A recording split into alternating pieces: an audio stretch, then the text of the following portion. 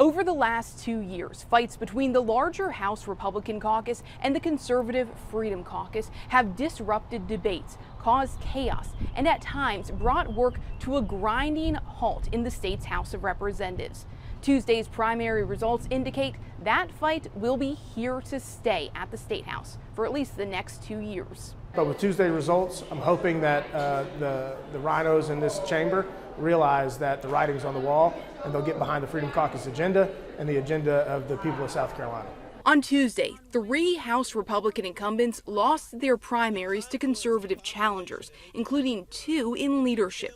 Assistant Majority Leader Jay West and Labor, Commerce and Industry Committee Chair Bill Sandifer. Freedom Caucus Vice Chair R.J. May says his group also held on or is poised to hold on to the seats of the current Freedom Caucus members who did not seek re-election in the South Carolina House. But for the most part, Republican incumbents in the House in general won their primaries Tuesday, so there wasn't a major shift toward the larger caucus or the Freedom Caucus either way. What we tend to see in situations like this is incumbents have enough of a foothold to be able to maintain their seats. Public intra-Republican squabbles have generally been confined to the larger House of Representatives, while GOP leadership in the smaller Senate has worked to keep infighting to a minimum and behind closed doors. While the Senate's membership could become more conservative next year, Republican strategist Dave Wilson doesn't expect a Freedom Caucus to emerge in the upper chamber at this point. The way that the South Carolina Senate is structured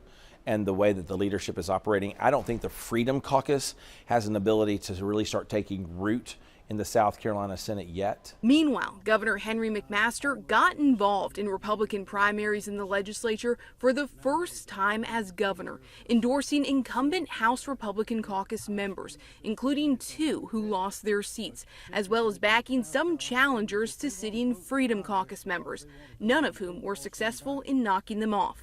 A spokesman for the governor says McMaster has historically had a successful working relationship with the General Assembly, and that Tuesday's results don't indicate that'll change. Reporting from the State House, I'm Mary Green.